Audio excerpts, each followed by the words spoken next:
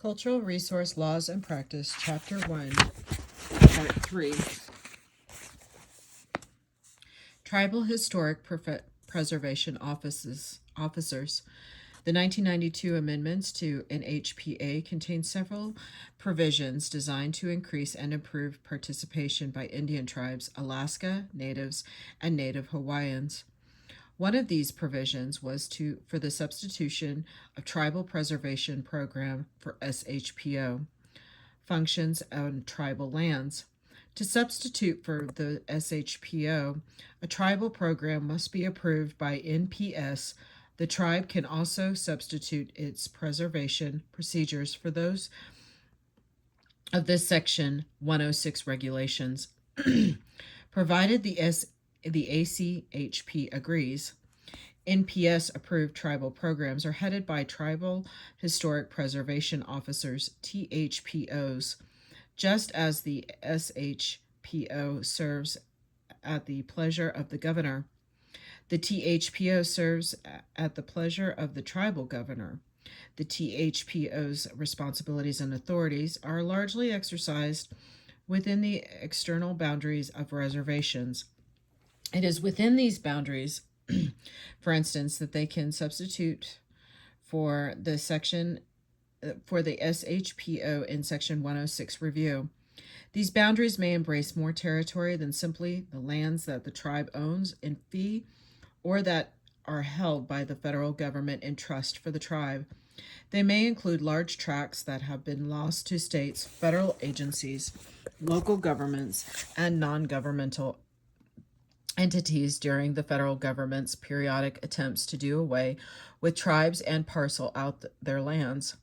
The THPO may also be designated by the tribal government to represent its interest or some of its interests beyond reservation boundaries, including participation in Section 106 review. The SHPO and others, some of the THPOs, do what they can, which may be a good deal, to assert tribal authority over ancestral sites and other culturally important places throughout their traditional territories and beyond. Unlike the SHPOs, THPOs may carry out functions under other laws, both federal, e.g. NEPA, and tribal. Quite a few tribes have their own environmental and historic preservation statutes. Many tribes also assume federal functions on their reservation under the Indian Self-Determination and Education Act of 1975, often including things like road building, timber management, and housing, which themselves may require review under NEPA Section 106 under other authorities. Indian tribes and Native Hawaiian groups. Indian tribes are important participants in CRM, regardless of whether they have set up the THPO programs, and to some extent, Native Hawaiian groups have similar authorities and roles. There are things that are special about tribes that a CRM practitioner needs to understand: government-to-government, fiduciary, and treaty relationships.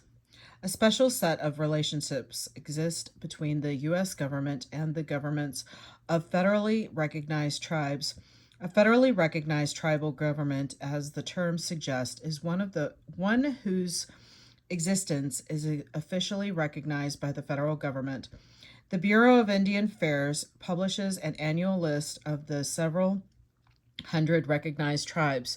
Tribes, of course, were sovereign nations before Europeans landed. For some centuries, it was uncertain whether natives or the invaders would gain the upper hand or whether some sort of truce would emerge.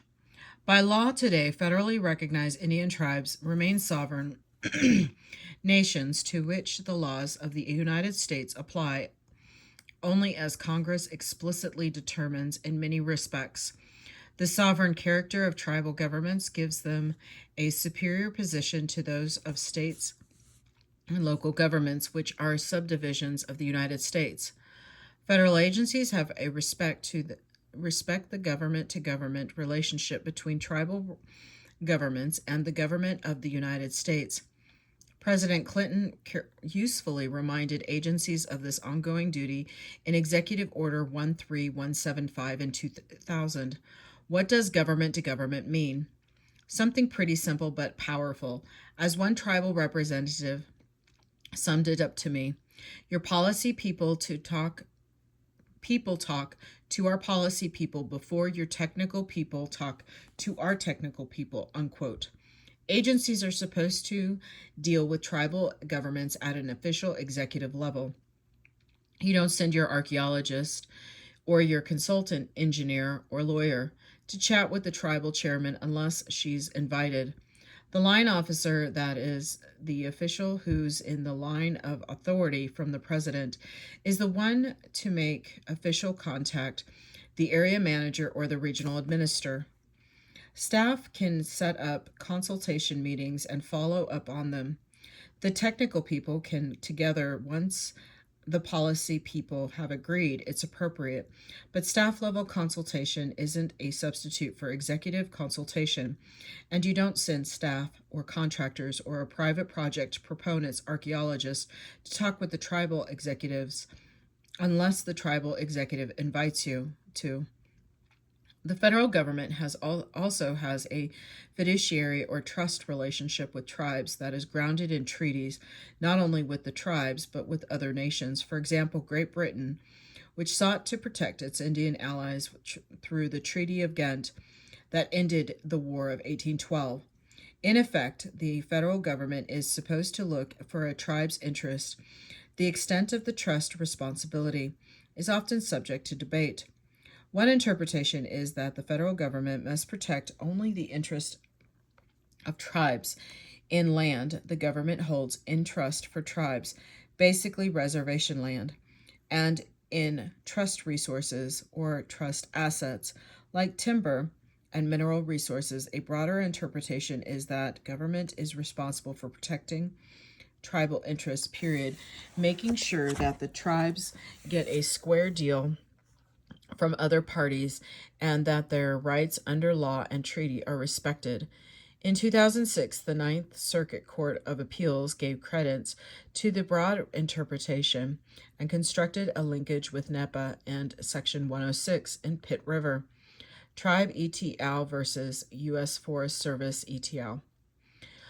The court found that the federal government failed in its fiduciary duty by not addressing the Pitt River tribe's cultural concerns as part of proper and timely EIA when considering a geothermal project on federal land. Many tribes also have specific rights under treaties with the U.S. government, and some interpretations of treaty rights have broad implications in the typical treaty. The tribe ceded vast tracts of land of the United States in return for a reservation, food, other forms of support, and particularly peace, but often the tribe retained specific rights to fish or hunt, for example, on the lands it ceded. These treaty provisions continue in force today, except where Congress has explicitly extinguished them. The Supreme Court established long ago as a canon of treaty construction that if a tribe didn't explicitly give up a right, it retained it. So arguably, while a tribe may have ceded ownership of its land, and hence the right to farm it, log it, and have exclusive access to it, it did not give up the right to protect and use its spiritual places or the burial places of its ancestors. More and more tribes are making this sort of argument as a basis for exerting power over ancestral places beyond the boundaries of their reservations. Another canon of construction is that if there is a question about how a law affecting Indians can be interpreted, it's to be interpreted in favor of the tribe. So a federal agency should interpret its responsibilities under laws like NEPA in ways that favor tribal interest unless there is an awfully good reason to do otherwise.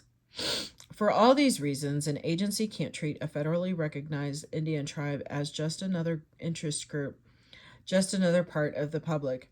American Indians are U.S. citizens with all the rights the status implies, but they're also citizens of their own nations, and those nations have special relationships with the US government that must be reflected in government dealings with them.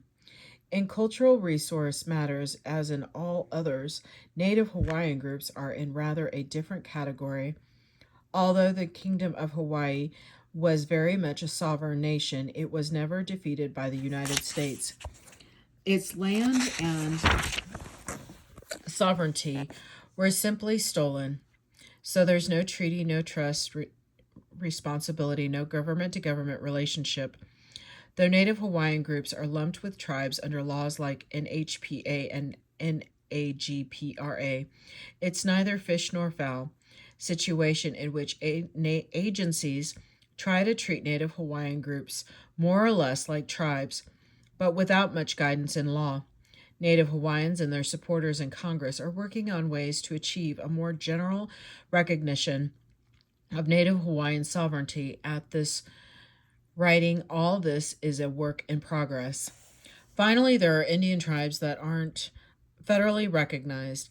Some have lost recognition during one of the U.S. government's periodic infatuations with absorbing tribal people into the great American melting pot and distributing their land to others.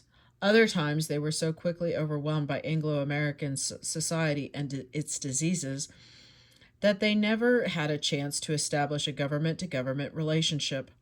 Such tribes have the same rights as any other interest groups, the Sierra Club and the National Rifle Association, under laws like NAEPA and NHPA, but that's about it.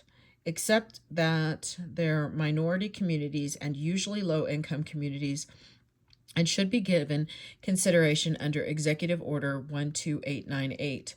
Except that they may become recognized. Many have applied for recognition and are in the process of getting it. And except for the fact that some agencies sometimes recognize a moral responsibility to address their needs, if you can work with a non-recognized tribe in the same way you'd work with a one that's recognized, it's probably a good idea, but it's not always possible. When push comes to shove, a non-recognized tribe is a group of American citizens with all the rights of citizens, but no more. As mentioned earlier, the UN General Assembly in late 2007 adopted a declaration on the rights of indigenous peoples. The United States, after initially opposing the declaration, signed onto it in 2010. The declaration is quite wide-ranging. Among many other things, it asserts the rights of indigenous peoples to maintain, protect, and develop manifestations of their culture, their traditions and ceremonies, and their histories and languages, as well as to be safe from molestation in their homelands. How this declaration will affect the rights and practices of tribes and other indigenous groups under U.S. law remains to be seen, but it is likely to have some effect on the interpretation of laws dealing with indigenous people. However little some agencies may want this to be so. Applicants for federal permits, licenses, and assistance do, or at least pay for, a lot of the legwork involved in compliance with the cultural resource laws. There are different kinds of applicants depending mostly on what they're applying for and what kinds and amounts of money they have to deploy in support of their applications. Applicants for large federal grants, state departments of transportation, for example, applying for Federal Highway Administration assistance, usually have their own full-scale environmental compliance programs. They have state money to support what they do and can usually apply portions of their federal grants to compliance as well. They tend to work within well-developed systems established by their granting agencies with which they may have complicated relationships. Generally, though, they are pretty well organized to do their part in compliance, which means doing all the legwork required of their granting agency. often up to and including preparing all the necessary documentation for signature by responsible federal official. Applicants with delegated authorities are a bit different in that they can sometimes act for the federal agencies whose assistance they seek or administer. Local governments receiving grants from some, but not all, HUD programs fall into this category. They basically act as though they are federal agencies depending on how big they are. Chicago versus Peach Pit Junction, and how big their grants are. They may or may not have substantial environmental compliance programs, historic preservation officers, and expertise in dealing with the laws. Applicants for big permits, for instance, a mining company seeking to extract minerals from federal land, or a developer looking for a Clean Water Act permit from the Corps of Engineers for a big marina development, probably have a good deal of money to use in helping in the responsible agency through the compliance process, but may or may not have as much expertise in how to do it. In my experience, many big applicants put lots of money into lawyers and maybe into consulting firms to help them with environmental compliance. But the lawyers often see their job as being to help their clients bowl their way through the review process, and consultants may feel the same. Both are often deeply ignorant of what the laws require. There are exceptions, though. Some of the most responsible and creative clients I've had have been applicants for big permits. Applicants for little permits, like mom and pop boat rental outfit that wants to put in a dock and needs a permit from the Corps of Engineers, are in the terrible position of having neither money nor expertise, and thus they're at the mercy of their regulators and other players in the environmental review process. Some of those players try to cut them slack. It's not uncommon, for example, for SHPOs to apply much more lenient standards of the review to small-scale permit applicants than to larger ones, and to invest staff time in helping them. Others won't and often can't. The Natural Resources Conservation Service and other assistance agencies in the Department of Agriculture try to find creative ways to help small farmers and ranchers participate in review of assistance they apply for, help build stock ponds, for example, or convert from one kind of crop to another. But the agricultural agencies are limited in what they can do by their own financial constraints and limited professional staff. Most of the laws and regulations don't distinguish among these different kinds of applicants. Some agency specific regulations apply different review standards to projects over and under particular size or dollar thresholds. NEPA allows this in a pragmatic kind of way, while Section 106 of NHPA doesn't, and leaves it to be dealt with. If it's dealt with on a case-by-case basis, and since many assistance and permit projects have to be done in compliance with several different federal laws administered by several different agencies, the life of an applicant in the cultural resource management system can be very complicated and frustrating for applicants, for the agencies to which they're applying for review, and for interested public. Some assistance and permitting agencies don't help matters by imposing on applicants their own peculiar interpretations of law. For example, the Corps of Engineers has a strange, convoluted interpretation of its responsibilities toward historic properties in issuing Clean Water Acts permits, examining some kinds of impacts on some kinds of property, but leaving other impacts and other properties unconsidered.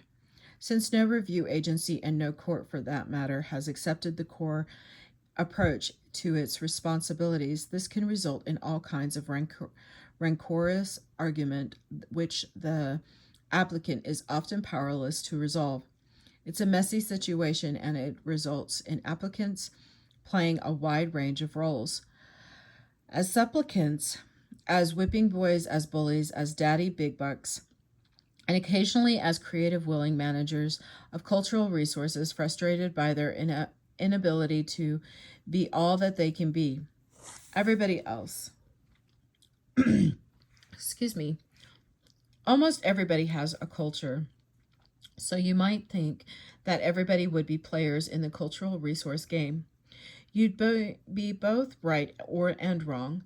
Most of the cultural resource laws make nods towards involving the public in decision making, but sometimes they're almost imperceptible. NEPA, for example, requires consultation with government agencies and other ostensible authorities, but lets others get involved only as reviewers of draft documents.